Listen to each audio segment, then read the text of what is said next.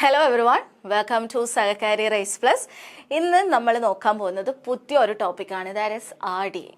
അതായത് RDA എന്ന് വെച്ച് കഴിഞ്ഞാൽ നമുക്കിപ്പം പല ന്യൂട്രിയൻസ് നമ്മൾ കഴിക്കുന്നുണ്ടല്ലേ. മാക്രോ ന്യൂട്രിയൻസ് നമുക്കുണ്ട്, അതേപോലെ മൈക്രോ ന്യൂട്രിയൻസും ഉണ്ടല്ലേ. സോ ഇവരെ ഇപ്പം മാക്രോയിലാണെങ്കിൽ നമുക്ക് കാർബോഹൈഡ്രേറ്റ്, പ്രോട്ടീൻ, ഫാറ്റ് അതെല്ലാം വരുന്നുണ്ട്. അതേപോലെ നമുക്ക് മൈക്രോയിൽ ഏതാണ് വൈറ്റമിൻസ് ആൻഡ് മിനറൽസ് വരുന്നുണ്ടല്ലേ. ഒരുപാട് മിനറൽസ് ഉണ്ട്, അതേപോലെ ഒരുപാട് വൈറ്റമിൻസ് ഉണ്ട്. സോ ഇവരെല്ലാവരും നമ്മളുടെ ബോഡിയുടെ നോർമൽ ഫങ്ഷനിങ് ആൻഡ് നമ്മളുടെ മെറ്റബോളിസത്തിനും എല്ലാം എന്താണ് ഇമ്പോർട്ടൻ്റ് ആയിട്ടുള്ള ആൾക്കാരാണ്. അപ്പം നമ്മൾ പറയാറുണ്ട് ഇവരിൽ ഏതെങ്കിലും ഒന്ന് നമ്മൾ കുറച്ച് കഴിക്കുകയാണെങ്കിൽ, ഡെഫിഷ്യൻസി നമ്മൾ പറഞ്ഞിരുന്നു അല്ലേ, ഡെഫിഷ്യൻ്റ് ആവുകയാണെങ്കിൽ നമ്മുടെ ആ ഒരു പർട്ടിക്കുലർ മെറ്റബോളിസം പ്രോപ്പറായിട്ട് നടക്കില്ല. സോ അതിൻ്റേതായ സിംറ്റംസ് നമ്മുടെ ബോഡിയിൽ കാണിക്കും. അപ്പം നമ്മളൊരു ഗ്രൂപ്പ് ഓഫ് ആൾക്കാരിൽ നമ്മൾ നോക്കുകയാണ് എത്ര എമൗണ്ടിലാണ് ഈ ഓരോ ന്യൂട്രിയൻസ് കൊടുക്കുമ്പം അവർ പ്രോപ്പറായിട്ട് അവരുടെ മെറ്റബോളിസം നടക്കുകയും അവർ ഹെൽത്തി ആയിട്ട് ഇരിക്കുകയും ചെയ്യുന്നത് എന്നുള്ളത് നമ്മൾ കണ്ടുപിടിക്കും. സോ അത് വെച്ചിട്ടാണ് ഒരാൾ അല്ലെങ്കിൽ ഇത്ര ഏജ് ഉള്ള ഒരാൾ ഇത്ര എമൗണ്ട് പ്രോട്ടീൻ കഴിക്കണം അല്ലെങ്കിൽ ഇത്ര എമൗണ്ട് കാൽഷ്യം ഡെയിലി അവർ കഴിക്കണം എന്ന് നമ്മൾ പറയുന്നത് കേട്ടോ. ആ ഒരു വാല്യൂ ഇങ്ങനെ കൊടുത്തിരിക്കും. സോ അതിനെയാണ് ഈ RDA എന്ന് പറയുന്നത്. സിംപ്ലി പറഞ്ഞാൽ അത്രേ ഉള്ളൂ. ഒരു ഗ്രൂപ്പ് ഓഫ് ആൾക്കാരെ നമ്മൾ സ്റ്റഡി നടത്തും, എന്നിട്ട് നമുക്ക് അവരെ നോക്കും. അവർക്ക് നോർമലായിട്ട് അവരെ ഹെൽത്തി ആയിട്ട് അവരുടെ ബോഡി ഫങ്ഷനിങ് നടക്കാൻ ഇപ്പോൾ കാൽഷ്യം എത്ര എമൗണ്ട് വേണം, അല്ലെങ്കിൽ പൊട്ടാസ്യം എത്ര എമൗണ്ട് വേണം, പ്രോട്ടീൻ എത്ര കഴിച്ചാലാണ് അവരുടെ ബോഡി ഹെൽത്തി ആയിട്ടിരിക്കുന്നത് എന്നൊരു സർവേ അല്ലെങ്കിൽ ഒരു സ്റ്റഡി നടത്തും. സോ അതിൻ്റെ ബേസിസിൽ ഇന്ന ഏജ് ഗ്രൂപ്പുകാർക്ക് ഇത്ര എമൗണ്ട് ആണ് കഴിക്കേണ്ടതെന്നുള്ളൊരു റിപ്പോർട്ട് പുറത്തേക്ക് വിടും. That is RDA. അതാണ് RDA എന്ന് പറയുന്നത്. സോ ദിസ് ഏരിയ, അതായത് RDA എന്ന് പറയുന്ന ഈ ഒരു ഏരിയ നമുക്ക് വളരെ ഇമ്പോർട്ടൻ്റ് ആണ്. അതായത് 1 മാർക്കിൻ്റെ ഒരു ക്വസ്റ്റ്യൻ നമുക്ക് ഈ ഒരു ഏരിയയിൽ നിന്ന് കിട്ടും. അതും ഡയറക്റ്റ് ക്വസ്റ്റ്യൻ ആയിരിക്കും, ഇൻഡയറക്റ്റ് ഒന്നും ആയിരിക്കത്തില്ല. ഡയറക്റ്റ് ആയിട്ട് ഇങ്ങനെ തന്നെ ആയിരിക്കും ചോദിക്കുന്ന RDA of iron for adult people, അല്ലെങ്കിൽ RDA of iron for adult women, അല്ലെങ്കിൽ RDA of calcium for an adult. ഇങ്ങനത്തെ ഡയറക്റ്റ് ക്വസ്റ്റ്യൻ ആയിരിക്കും വരുന്നത്. സോ കൺഫ്യൂഷൻ ഒന്നും അതേ ക്വസ്റ്റ്യൻ വായിച്ച് മനസ്സിലാക്കാനോ അല്ലെങ്കിൽ അതെന്താണെന്ന് മനസ്സിലാക്കി എടുക്കാനോ ഒന്നും അധികം ടൈമൊന്നും വേണ്ടാത്ത ഒരു ക്വസ്റ്റ്യൻ ഈ ഒരു ഏരിയയിൽ നിന്ന് വരും. ഡയറക്റ്റ് ക്വസ്റ്റ്യൻ ആയിരിക്കും. കറക്റ്റ് ആ വാല്യൂസ് മാത്രം പഠിച്ചു വെച്ചാൽ മതി. സോ അത്രയും ഇമ്പോർട്ടൻ്റ് ആയിട്ടുള്ള ഒരു ഏരിയയാണ് RDA എന്ന് പറയുന്നത്. Okay, so it is very important. അപ്പോൾ നമുക്ക് RDA എന്താണെന്നുള്ളതാണ് ഈ ഒരു ക്ലാസ്സിൽ നമ്മൾ പഠിക്കുന്നത്. പ്ലസ് നമ്മൾ ഇത്രയും ദിവസവും പഠിച്ചിട്ടുള്ള ഡിഫറെൻറ്റ് മൈക്രോ ആൻഡ് മാക്രോ ന്യൂട്രിയൻസിൻ്റെ RDA വാല്യൂ ആണ് നമ്മൾ നോക്കാൻ പോകുന്നത്. ഓക്കെ, ഇമ്പോർട്ടൻ്റ് ആണ്. ആരും ഈ ഒരു ടോപ്പിക്ക് സ്കിപ്പ് ചെയ്യരുത്. ഇതിൽ ഇമ്പോർട്ടൻ്റ് ആയിട്ടുള്ള എല്ലാത്തിൻ്റെയും വാല്യൂസ് പഠിക്കുക. അഡൾട്ടിൻ്റെതാണ് മെയിനായിട്ട് നിങ്ങൾ പഠിച്ചു വെക്കേണ്ടത്. പിന്നെ ബാക്കിയുള്ളത് ജസ്റ്റ് നോക്കിയാൽ മതി. അഡൾട്ടിൻ്റെ വാല്യൂ എല്ലാം പഠിച്ചു വെച്ചേക്കും. ഒരു അഡൾട്ട് ആൾക്ക് എത്ര വാല്യൂ പോലെയാണ് പ്രോട്ടീൻ വേണ്ടത്, കാൽഷ്യം വേണ്ടത്, ഫോസ്ഫറസ് വേണ്ടത് എന്നുള്ള കാര്യം നന്നായിട്ട് പഠിച്ചു വെച്ചോളൂ. ഓക്കെ, സോ ആദ്യം നമുക്ക് RDA എന്താണെന്ന് പഠിക്കാം. സോ ഹ്യൂമൻ എടുക്കുകയാണെങ്കിൽ നമ്മൾ ബോഡിയിൽ നടക്കുന്ന ഫങ്ഷൻസിന് നമുക്ക് എന്താവശ്യമാണ്? ന്യൂട്രിയൻസ് ആവശ്യമാണ്. അതേപോലെ നമ്മൾ വൈഡ് വെറൈറ്റീസ് ഓഫ് ഫുഡാണ് നമ്മൾ കഴിക്കുക അല്ലേ. അതിൽ നിന്നെല്ലാം നമുക്ക് ഡിഫറെൻറ്റ് ടൈപ്സ് ഓഫ് ന്യൂട്രിയൻസ് കിട്ടും. സോ നമ്മൾ കഴിക്കുന്ന ഈ ഫുഡും ആ ന്യൂട്രിയൻസും നമുക്ക് എന്താണ് ഇമ്പോർട്ടൻ്റ് ആണ്, നമ്മളുടെ ബോഡി ഫങ്ഷനിങ്ങിന് ഇമ്പോർട്ടൻ്റ് ആണ്. ആൻഡ് അത് എന്തിനെ ഡിപ്പെൻഡ് ചെയ്തിരിക്കും? എത്രത്തോളം ഫുഡാണ് അല്ലെങ്കിൽ എത്രത്തോളം ന്യൂട്രിയൻസ് ആണ് നമുക്ക് ഒരു ഡേ വേണ്ടത് എന്നുള്ളത് എന്തിനെ ഡിപ്പെൻഡ് ചെയ്തിരിക്കും? നമ്മളുടെ ഏജ്, അതുപോലെ നമ്മളെ സെക്സ്, നമ്മളെ ഫിസിയോളജിക്കലായിട്ടുള്ള ആക്ടിവിറ്റീസ് അല്ലെങ്കിൽ ഫിസിക്കൽ ആക്ടിവിറ്റീസ്, പിന്നെ നമ്മളെ ലൈഫ് സ്റ്റൈൽ, ഇതിനെല്ലാം ഡിപ്പെൻഡ് ചെയ്തിരിക്കും ദ ന്യൂട്രിയൻ റിക്വയർമെൻ്റ് എന്ന് പറയുന്നത്. സോ ഒരാൾക്ക്, ഒരു അഡൾട്ടിനോ അല്ലെങ്കിൽ ആർക്കോ ആയാലും എത്ര ഫുഡാണ് അല്ലെങ്കിൽ എത്ര ന്യൂട്രിയൻസ് ആണ് വേണ്ടത് അല്ലെങ്കിൽ അതിൻ്റെ റിക്വയർമെൻ്റ് എന്ന് പറയുന്നത് എന്തിനെ ഡിപ്പെൻഡ് ചെയ്തിരിക്കും? ഏജ്, സെക്സ്, ഫിസിയോളജിക്കൽ സ്റ്റാറ്റസ് അല്ലെങ്കിൽ physical activity and the lifestyle of that person. ആ ഒരു പേഴ്സൻ്റെ lifestyle, physiological status, age, sex ഇതിനെല്ലാം ഡിപ്പെൻഡ് ചെയ്തിരിക്കും the amount of nutrient that person required. ആ ഒരാൾക്ക് വേണ്ട ന്യൂട്രിയൻസിൻ്റെ റിക്വയർമെൻറ്റ് എന്തിനെ ഡിപ്പെൻഡ് ചെയ്തിരിക്കും? Age, sex, physiological status and ലൈഫ് സ്റ്റൈലിനെ ഡിപ്പെൻഡ് ചെയ്തിരിക്കും. അപ്പം ഇനി അതിന് നമ്മൾ നേരത്തെ ഞാൻ പറഞ്ഞ പോലെ ഇതൊക്കെ എങ്ങനെയാണ് നമ്മൾ കണ്ടുപിടിക്കുന്നതെന്ന് വെച്ച് കഴിഞ്ഞാൽ, ആദ്യം ഒരു ഗ്രൂപ്പ് ഓഫ് ആൾക്കാരിൽ നമ്മൾ സർവേ അല്ലെങ്കിൽ സ്റ്റഡി നടത്തുകയാണ് ചെയ്യുക. ഒരു ഗ്രൂപ്പ് ഓഫ് ആൾക്കാരെ എടുത്തിട്ട് അതിൽ ഓരോരുത്തർക്കും ന്യൂട്രിയൻസ് കൊടുത്തു നോക്കും, ഇത്ര പേർക്ക് ഇത്ര, ഇങ്ങനെ കൊടുത്തിട്ട് അവരുടെ നോർമൽ ഫങ്ഷനിങ് നടക്കുന്നുണ്ടോ ഇല്ലയോ എന്നുള്ളത് നമ്മൾ നോക്കിയിട്ടാണ് ഈ കറക്റ്റ് വാല്യൂസ് ഒക്കെ അവർ പബ്ലിഷ് ചെയ്യുന്നത്. ICMR ആണ് അത് ചെയ്യുന്നത് കേട്ടോ. അപ്പോൾ അതിൽ ഫസ്റ്റ് അവർ ചെയ്യുന്ന ഒരെണ്ണമാണ് ആവറേജ് ന്യൂട്രിയൻ റിക്വയർമെന്റ് അല്ലെങ്കിൽ ANR, അല്ലെങ്കിൽ നമുക്ക് എസ്റ്റിമേറ്റഡ് ആവറേജ് റിക്വയർമെന്റ് എന്ന് പറയാം. ഇതിന്റെ എല്ലാം ഫുൾ ഫോം പഠിച്ചു വെച്ചോളൂ, ഇമ്പോർട്ടൻ്റ് ആണ്. ANR or EAR. Okay, year എന്ന് പറയുന്നത് എന്താണ്? ആവറേജ് ന്യൂട്രിയൻ റിക്വയർമെന്റ് അല്ലെങ്കിൽ എസ്റ്റിമേറ്റഡ് ആവറേജ് റിക്വയർമെന്റ്. EAR എന്നായിരിക്കും ചിലപ്പോൾ ചോദിക്കുക. അപ്പോൾ ഇതിന്റെ ഫുൾ ഫോം നന്നായിട്ട് പഠിച്ചു വെക്കുക. അപ്പോൾ നമ്മളൊരു പോപ്പുലേഷൻ അല്ലെങ്കിൽ ഒരു ഗ്രൂപ്പ് ഓഫ് ആൾക്കാരെ എടുത്തു. അവരിൽ ഹാഫ് ആൾക്കാർക്ക് 50% ആൾക്കാർക്ക് വേണ്ട ന്യൂട്രിയൻ ഇൻടേക്ക് ലെവലാണ് എന്ത്? ആവറേജ് ന്യൂട്രിയൻ റിക്വയർമെന്റ് അല്ലെങ്കിൽ എസ്റ്റിമേറ്റഡ് ആവറേജ് റിക്വയർമെന്റ് എന്ന് പറയുന്നത്. അതായത് ഒരു ഗ്രൂപ്പ് ഓഫ് ആൾക്കാരെ നമ്മൾ എടുക്കുകയാണ്, ഒരു പോപ്പുലേഷൻ അല്ലെങ്കിൽ ഒരു ഗ്രൂപ്പ് ഓഫ് ആൾക്കാരെ എടുത്താൽ അതിൽ പകുതി ആൾക്കാർ ഹെൽത്തി ആയിട്ടിരിക്കാൻ വേണ്ടി അവർക്ക് കൊടുക്കുന്ന അല്ലെങ്കിൽ അവരെടുക്കേണ്ട ഡെയിലി ന്യൂട്രിയൻ്റ് ഇൻടേക്കിനെ പറ്റിയാണ് ഈ ആവറേജ് ന്യൂട്രിയൻ റിക്വയർമെന്റ് അല്ലെങ്കിൽ എസ്റ്റിമേറ്റഡ് ആവറേജ് റിക്വയർമെന്റ് എന്ന് പറയുന്നത്. So average daily nutrient intake level of healthy individual in A particular life stage and gender group. അപ്പോൾ അതെന്ന് പറയുന്നത് 50% ആയിരിക്കും നമ്മൾ നോക്കുക. അതായത് ഒരു പോപ്പുലേഷൻ്റെ 50% ആൾക്കാർ ഹെൽത്തി ആയിട്ടിരിക്കാൻ അവർക്ക് നമ്മൾ പ്രൊവൈഡ് ചെയ്യേണ്ട അല്ലെങ്കിൽ അവർ എടുക്കേണ്ട ഒരു 50% ആൾക്കാരെ നോക്കുകയാണെങ്കിൽ അവർ ഡെയിലി ഇൻടേക്ക് ചെയ്യേണ്ട ന്യൂട്രിയൻസിൻ്റെ എമൗണ്ട് ആയിരിക്കും എന്ത്? ANR അല്ലെങ്കിൽ EAR എന്ന് പറയുന്നത് ടു മെയിൻറ്റെയിൻ ദെയർ ഹെൽത്ത്. അവരുടെ ഹെൽത്ത് മെയിൻറ്റെയിൻ ചെയ്യുക അല്ലെങ്കിൽ അവർ ഹെൽത്തി ഇൻഡിവിജ്വൽ ആയിട്ട് ഇരിക്കാൻ എടുക്കുന്ന ന്യൂട്രിയൻറ്റിൻ്റെ എമൗണ്ടിനെയാണ് എന്തെന്ന് പറയാം? ANR അല്ലെങ്കിൽ EAR എന്ന് പറയുന്നത്. അതുകൊണ്ടാണ് ആവറേജ് ഡെയിലി ന്യൂട്രിയൻ ഇൻടേക്ക് എന്ന് പറയുന്നത്. ഇനി ഇതിൽ നിന്നാണ് നമുക്ക് വേണ്ട RDA കാൽക്കുലേറ്റ് ചെയ്യുന്നത്. ഇതിൽ നിന്നാണ് RDA കാൽക്കുലേറ്റ് ചെയ്യുന്നത്. Okay, so this is the average daily nutrient intake of an healthy individuals in a particular life stage and a gender group. ഒരു particular life stageലും gender ഗ്രൂപ്പിലും വരുന്നത്. ഇപ്പം man and അവരുടെ age എന്ന് പറയുന്ന ഒരു greater than 19 അല്ലെങ്കിൽ 16 to 19 അങ്ങനത്തെ ആ ഒരു ഏജ് ഗ്രൂപ്പ് കൊടുക്കും.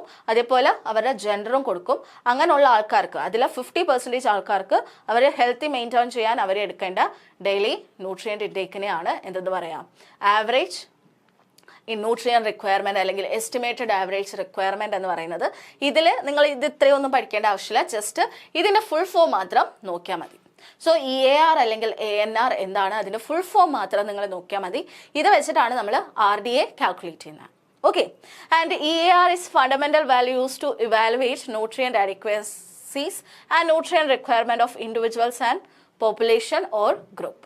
അപ്പോൾ ഇത് വെച്ചിട്ടാണ് നമ്മൾ ഒരാൾക്ക് ഒരു പോപ്പുലേഷൻ അല്ലെങ്കിൽ ഒരു ഗ്രൂപ്പ് ഓഫ് ആൾക്കാർക്ക് മീൽ പ്ലാനിംഗ് ഒക്കെ നടത്തുന്നത്. ഈ EAR വെച്ചിട്ടാണ്, ആവറേജ് വാല്യൂ നോക്കിയിട്ടാണ്. ഇനി ഇതിൽ നിന്നാണ് നമ്മൾ RDA, അതായത് റെക്കമെൻഡഡ് ഡെയിലി അലവൻസ് അല്ലെങ്കിൽ റെക്കമെൻഡഡ് ഡയറ്ററി അലവൻസ് അല്ലെങ്കിൽ റെക്കമെൻഡഡ് ന്യൂട്രിയൻ്റ് ഇൻടേക്ക് എന്ന് പറയും. RDA എന്ന് പറയുന്നതും RNI എന്ന് പറയുന്നതും സെയിം തന്നെയാണ്. നമ്മൾ കൂടുതലും ഫെമിലിയർ ആയിട്ടുള്ളതും നമുക്ക് എക്സാമിന് ചോദിക്കാറുള്ളതും RDA എന്ന് തന്നെ ആയിരിക്കും. എന്നാലും RNI എന്നും കൂടെ ഓർത്ത് വെച്ചോളൂ, രണ്ടും സെയിം ആണെന്ന് ഓർത്ത് വെക്കുക. അതായത് RNI എന്ന് വെച്ച് കഴിഞ്ഞാൽ റെക്കമെൻഡഡ് ന്യൂട്രിയൻ്റ് ഇൻടേക്ക് എന്നാണ്, റെക്കമെൻഡഡ് ഡയറ്ററി അലവൻസ് ആണ് RDA. അതായത് ഇതെങ്ങനെയാണെന്ന് വെച്ച് കഴിഞ്ഞാൽ ഓരോ ഇൻഡിവിജ്വൽസിനും അല്ലെങ്കിൽ ഒരു ഗ്രൂപ്പ്, അതായത് നമ്മൾ നേരത്തെ പറഞ്ഞു 50% ആൾക്കാർക്ക് വേണ്ടതാണ് അവിടെ പറയുന്നത്. ഓക്കെ, അതായത് ഒരു ഗ്രൂപ്പിൽ 50% ആൾക്കാർക്ക് ഇത്ര മതി എന്നാണ് നമ്മൾ പറയാം. But in the case of RDA നമ്മൾ ഒരു ഗ്രൂപ്പ് ഓഫ് പീപ്പിൾ എടുക്കുകയാണ്, അവരുടെ സ്റ്റഡി നടത്തുകയാണെങ്കിൽ അതിൽ 98 to 99% ആൾക്കാർക്കും വേണ്ട ഇപ്പം കാൽഷ്യം, ഫോർ എക്സാമ്പിൾ ഞാനിപ്പോൾ പറയാണ്, പ്രോട്ടീൻ്റെ കാര്യം ഈ RDAയും EARും തമ്മിലുള്ള ഡിഫറൻസ് പറയാണ് കേട്ടോ. അപ്പം കുറേ ആൾക്കാരുണ്ട്, അതിൽ പകുതി ആൾക്കാർ നമ്മൾ നോക്കുമ്പം അവർക്കൊരു ഡെയിലി ഒരു 0.63 gram per kg മതി. ഓക്കെ, ഒരു 1 kg വരുമ്പോൾ അത് 0.63 gram മതി അവർക്ക്. ഫോർ ഹാഫ് ദ പോപ്പുലേഷനും 0.63 gram മതി.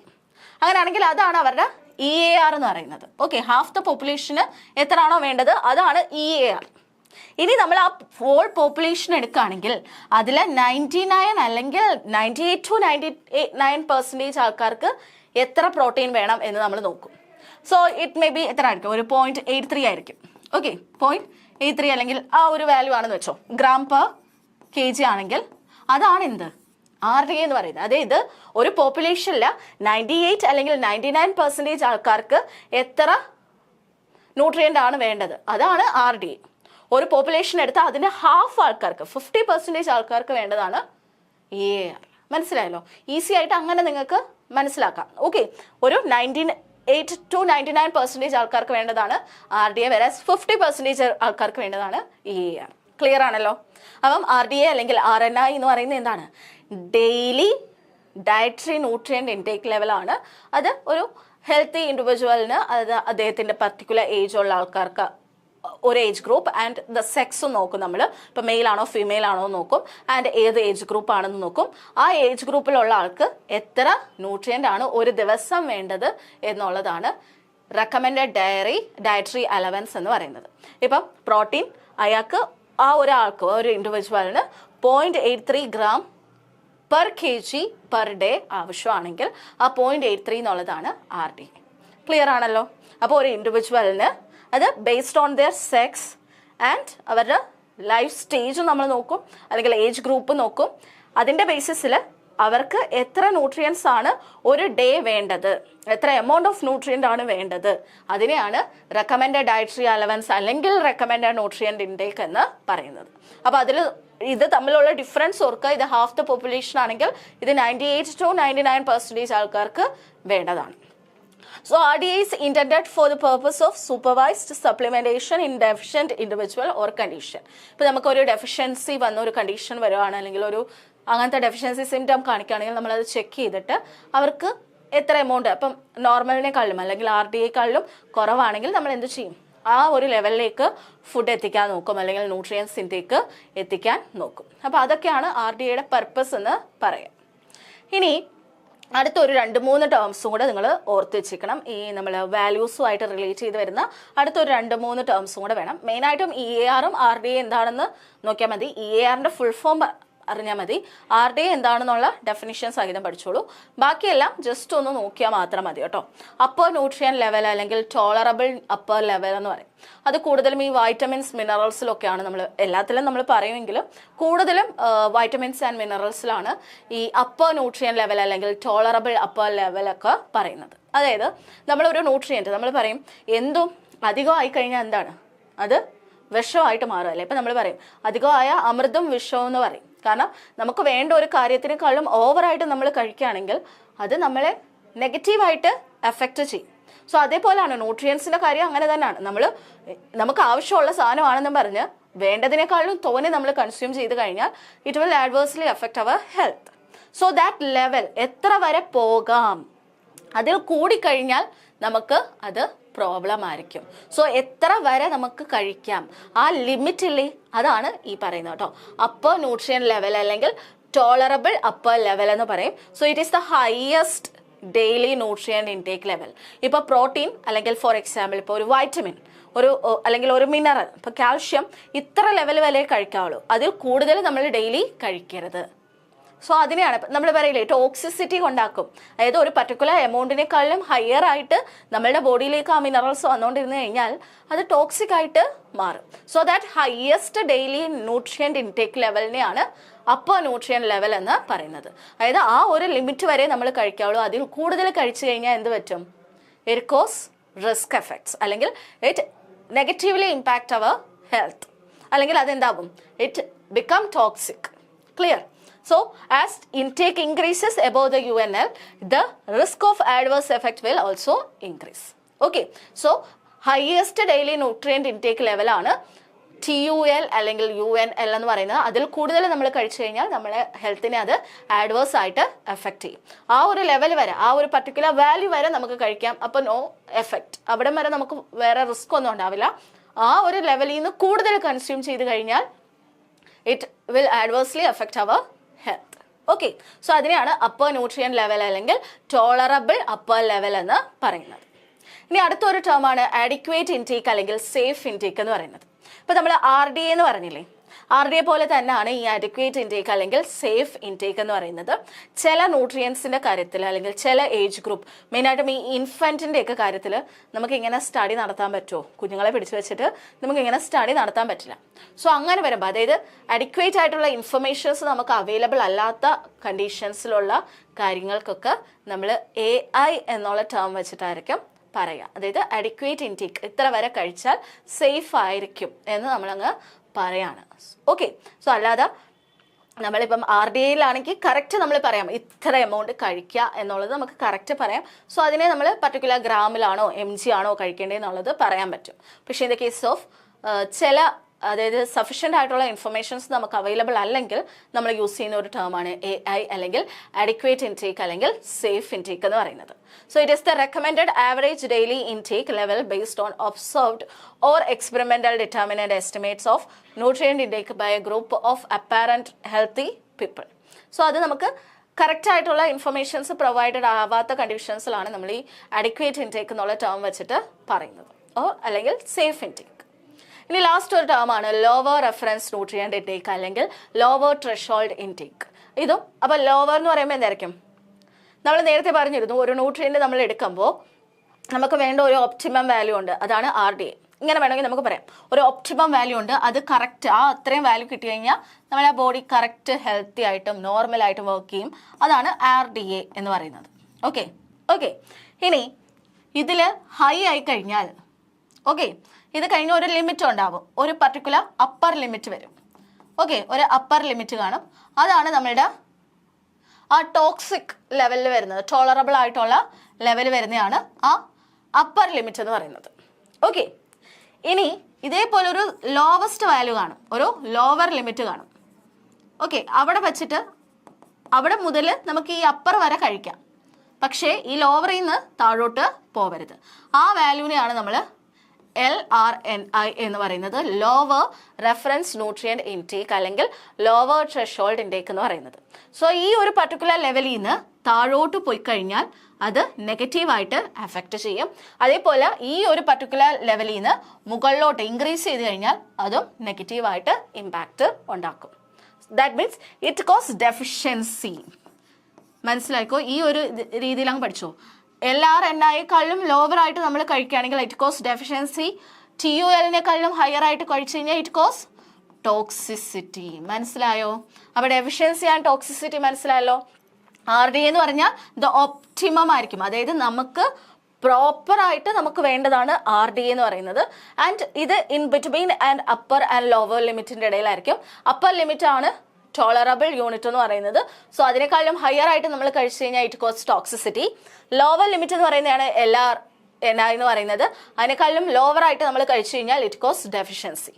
ഓക്കെ. അപ്പം LRNIയേക്കാളും ലോവർ ആയിട്ട് അല്ലെങ്കിൽ അതിനേക്കാളും കുറവായിട്ട് നമ്മൾ ഫുഡ് കഴിച്ചാൽ ഇറ്റ് കോസ് ഡെഫിഷ്യൻസി. ഓക്കെ. ഇനി കറക്റ്റ് എന്ന് പറയുന്നത് RDA ആണ്. അപ്പർ ലിമിറ്റിനേക്കാളും കൂടുതലായിട്ട് കഴിച്ചു കഴിഞ്ഞാൽ it cause toxicity. Okay. So regular intake of this level of nutrient will lead to deficiency status. അതായത് ഒരു ദിവസം കഴിക്കുന്നതുകൊണ്ട് കുഴപ്പമില്ല, ഇതിനേക്കാളും ലോവർ കണ്ടിന്യൂസ് ആയിട്ട് ഈ ലെവലിൽ തന്നെയാണ് നമ്മൾ കഴിച്ചുകൊണ്ടിരിക്കുന്നതെങ്കിൽ ഇറ്റ് കോസ് ഡെഫിഷ്യൻസി. അതേപോലെ കണ്ടിന്യൂസ് ആയിട്ട് ഈ അപ്പർ ലിമിറ്റിനേക്കാളും കൂടുതലായിട്ട് കഴിക്കുകയാണെങ്കിൽ ഇറ്റ് ക്യാൻ കോസ് ടോക്സിസിറ്റി. എപ്പോഴും നമുക്ക് ബെസ്റ്റ് എന്ന് പറയുന്നത് എന്താണ്? ഒപ്റ്റിമൽ ലെവൽ കഴിക്കുക എന്നുള്ളതാണ്. ദാറ്റ് ഈസ് RDAയിൽ ഉള്ളിൽ കഴിക്കുക എന്നുള്ളതാണ് ഇമ്പോർട്ടൻറ്റ്. ഓക്കെ. സോ ഈ ഇത്രയും ടേംസ് പഠിച്ചു വെച്ചോളൂ. ലോവർ റെഫറൻസ് ന്യൂട്രിയൻ്റ് ഇൻടേക്ക് അല്ലെങ്കിൽ ലോവർ ത്രെഷോൾഡ് ഇൻടേക്ക്. പിന്നെ വരുന്ന ഏതാണ്? AI എന്ന് പറയുന്ന ടേമാണ്. പിന്നെ അപ്പർ ന്യൂട്രിയൻ ലെവൽ അല്ലെങ്കിൽ ടോളറബിൾ അപ്പർ ലെവൽ എന്ന് പറയും. പിന്നെ RDA ഉണ്ട്, അതേപോലെ EAR വരുന്നുണ്ട്. ഓക്കെ അല്ലേ? ER എന്ന് പറയുന്നത് എന്താണ്? എസ്റ്റിമേറ്റഡ് ആവറേജ് റിക്വയർമെൻ്റ് ആണ്. RDA എന്ന് പറയുന്നത് എന്താണ്? റെക്കമെൻഡഡ് ഡയറ്ററി അലവൻസ് ആണ്. പിന്നെ അപ്പർ ന്യൂട്രിയൻ ലെവലാണ് UNL അല്ലെങ്കിൽ TUL എന്ന് പറയുന്നത് ടോളറബിൾ അപ്പർ ലെവലാണ്.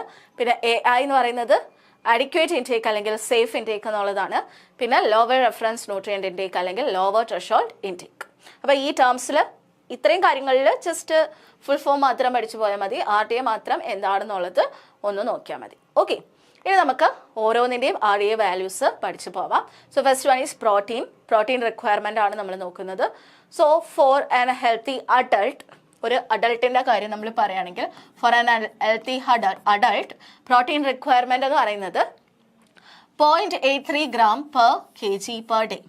ഒരു kgക്ക് എത്ര വേണം? 0.83 ഗ്രാം പ്രോട്ടീൻ വേണം ഒരു ദിവസം. അപ്പോൾ ഒരു 10 kg ഉള്ള ആളാണെങ്കിൽ എത്ര വേണം? 8.3 ഗ്രാം വേണം. 100 kg ഉള്ള ആളാണെങ്കിൽ അവർക്ക് എത്ര വേണം? 83 ഗ്രാം വേണം. Okay, so if A person is 65 kilogram, then അവർക്ക് വേണ്ട പ്രോട്ടീൻ്റെ എമൗണ്ട് എത്ര ആയിരിക്കും? 65 × 0.83 ആയിരിക്കും. ദാറ്റ് ഇസ് 53.99 അല്ലെങ്കിൽ 54, approximately 54 grams per day of protein ആയിരിക്കണം അയാൾക്ക് വേണ്ടത്. സോ അതാണ് പ്രോട്ടീൻ റിക്വയർമെൻറ്റ്. ഈ വാല്യൂ ആണ് നിങ്ങൾ പഠിക്കേണ്ടത് കേട്ടോ. 0.83 gram per kilogram per day. ഈ യൂണിറ്റ്സും കൂടെ സഹിതം പഠിക്കുക. 0.83 gram per kilogram per day.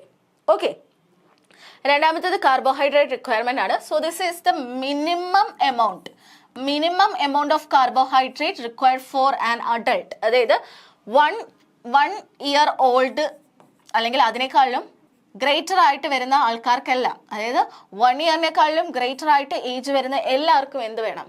Minimum carbohydrate requirement എന്ന് പറയുന്നത് 100 gram to 130 gram ആണ്. മിനിമം നമ്മുടെ ബ്രെയിൻ വർക്കിങ്ങിന് വേണ്ട മിനിമം എമൗണ്ട് എന്ന് പറയുന്നതാണ് ഇത്, 100 gram to 130 gram. ഇതിൽ ഹയർ ആണ് നമുക്ക് വേണ്ടത്, ബട്ട് മിനിമം എത്ര ആയിരിക്കണം? 100 to 130 gram ആയിരിക്കണം. So minimum requirement of carbohydrate is 100 gram to 130 gram. ഇനി ഡയറ്ററി ഫൈബർ ആണ് അടുത്തത്. അത് മിക്ക ഏജ് ഗ്രൂപ്പുകാർക്കും ഇപ്പോൾ 2000 kcal ആണ് നമ്മളുടെ എനർജി റിക്വയർമെന്റ് അല്ലെങ്കിൽ എനർജി വരുന്നെങ്കിൽ ആ ഒരു ആൾക്ക് 30 gram ആയിരിക്കണം ഡയറ്ററി ഫൈബർ വേണ്ടത്. അപ്പം 2000 kcal എനർജി ആണ് ഒരാൾക്ക് വേണ്ടതെങ്കിൽ അയാൾക്ക് 30 gram ഡയറ്ററി ഫൈബർ വേണം. സോ അതിനെ ബേസ് ചെയ്തിട്ടായിരിക്കും വരുന്നത്. ഓക്കെ, അപ്പോൾ 2000 kcal ഇപ്പോൾ 2000 kcal ആണ്. അപ്പോൾ അത് 2000 kcal എനർജി വേണ്ട ഒരാൾക്ക് 30 gram ഡയറ്ററി ഫൈബർ ആവശ്യമാണ്. ഡയറ്ററി ഫൈബർ ആവശ്യമാണ്. നെക്സ്റ്റ് വൺ മിനറൽ റിക്വയർമെന്റ്സ് ആണ്. ഇതൊക്കെയാണ് നമുക്ക് എപ്പോഴും ചോദിച്ചു കാണാറുള്ളത്. പ്രോട്ടീൻ ചോദിക്കാറുണ്ട്, പിന്നെ ചോദിക്കുന്നത് മിക്കതും മിനറൽസ് ആണ്. സോ മിനറൽസ് നന്നായിട്ട് പഠിച്ചു വെച്ചോളൂ കേട്ടോ. അപ്പോൾ അതിൽ ഫസ്റ്റ് വൺ ആണ് കാൽഷ്യം. കാൽഷ്യം നോക്കിക്കേ, ഏകദേശം മെൻ, വിമൻ ആൻഡ് പ്രഗ്നന്റ് വിമനും 1000 mg per day ആണ്. യൂണിറ്റ്സ് ഇമ്പോർട്ടൻ്റ് ആണ് കേട്ടോ.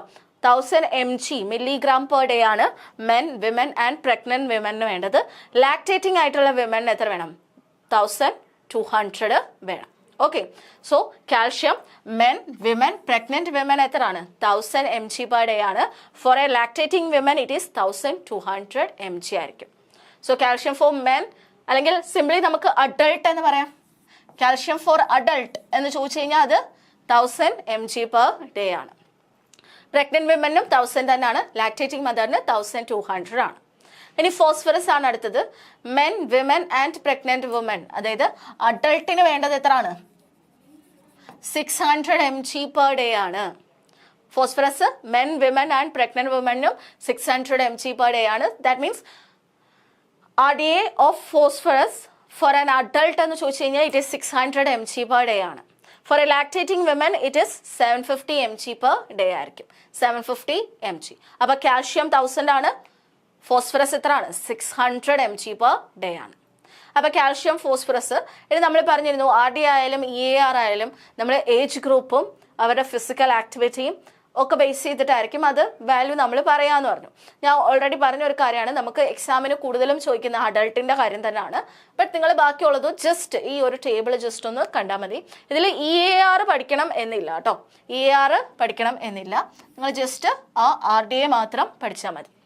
ഓക്കെ, അപ്പോൾ നോക്കിയേ അഡൾട്ടിൻ്റെ കാര്യം നോക്കിക്കേ. അഡൾട്ട് മെൻ എന്ന് പറയുമ്പോൾ ഗ്രേറ്റർ ദാൻ 18 years ആണ് അഡൾട്ട് വുമൻ എന്ന് നമ്മൾ പറയാം. For calcium it is 1000 and for phosphorus it is 600. And lactating women ആണെങ്കിൽ 1200, ഫോസ്ഫറസ് 750. ഓക്കെ, മെനപ്പോസ്ഡ് ആയിട്ടുള്ള വിമൻ ആണെങ്കിൽ 1200 750 ആണ് വേണ്ടത്.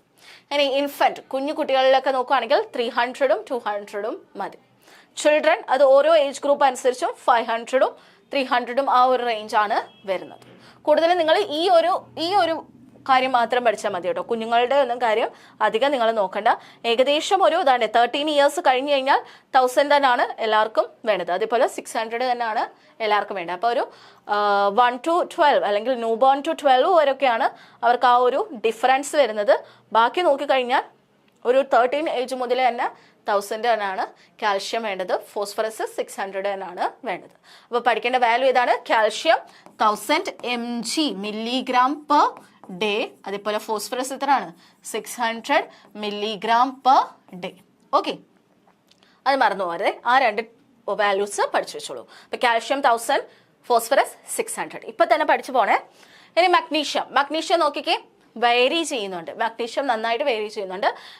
അഡൾട്ട് മെന്നിന്റെ കാര്യത്തിൽ 440 ആണ്, mg ആണ് വേണ്ടത്. Women 370 mg per day.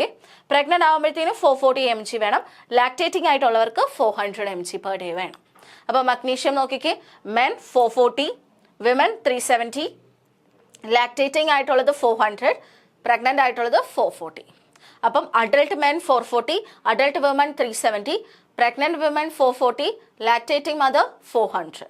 Okay, so അതാണ് മഗ്നീഷ്യത്തിൻ്റെ വാല്യൂ. അപ്പോൾ മഗ്നീഷ്യത്തിൻ്റെത് men 440, women 370, men 440, women 370. Okay, calcium 1000, phosphorus 600, magnesium men 440, women 370.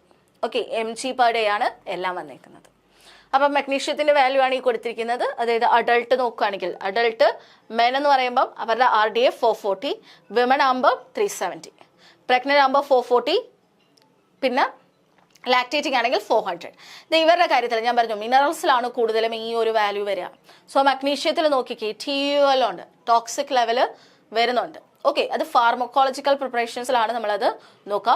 350 ആണ് നമ്മൾ ഫാർമക്കോളജിക്കൽ പ്രിപ്പറേഷൻസിൽ നോക്കുന്നത്. അതായത് ഇപ്പം ഫാർമക്കോളജിക്കൽ പ്രിപ്പറേഷൻസിൽ നമുക്ക് മെഡിസിൻസ് ഒക്കെ റിലേറ്റ് ചെയ്ത് ഇത്രയും കൊടുക്കാവുള്ളൂ. ഒരു മെഡിസിൻസിനകത്തോ അല്ലെങ്കിൽ നമ്മൾ പ്രിപ്പയർ ചെയ്യുന്ന സമയത്തോ അതിനകത്ത് 350 ഇൻക്ലൂഡ് ചെയ്യാവുള്ളൂ, അതിൽ കൂടുതൽ ഇൻക്ലൂഡ് ചെയ്യരുത്. ഓക്കെ, ഫോർ ഫാർമക്കോളജിക്കൽ പ്രിപ്പറേഷൻസിലാണ് ഈ വാല്യൂ പറയുന്നത്. TUL എന്ന് പറയുന്നത് ഫാർമക്കോളജിക്കൽ പ്രിപ്പറേഷൻസിലാണ് പറയുന്നത്. അത് 350 കൂടരുത്.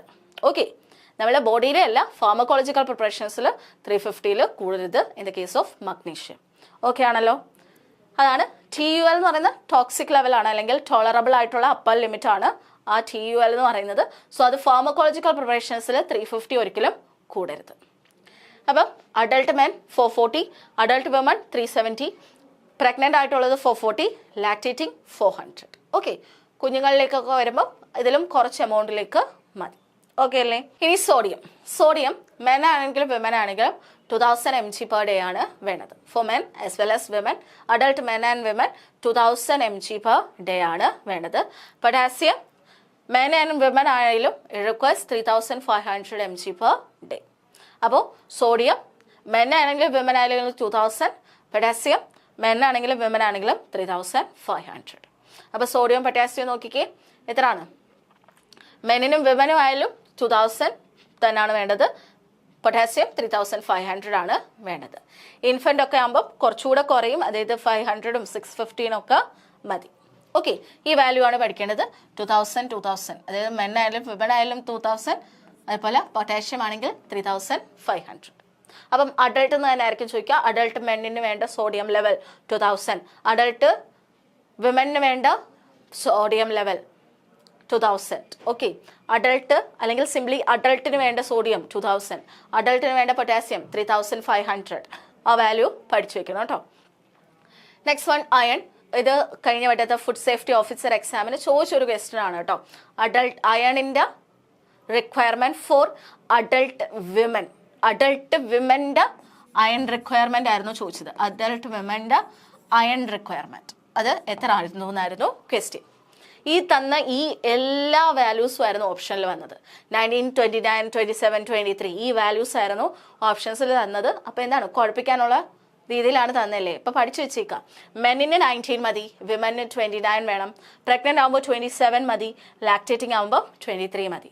അപ്പം സാധാ നമ്മൾ പറഞ്ഞ വാല്യൂസ് എല്ലാം പ്രഗ്നൻ്റ് ആൻഡ് ലാക്ടേറ്റിങ്ങിൽ എന്താണ് കുറച്ച് ഹയർ ആയിട്ടാണ് നിൽക്കുക.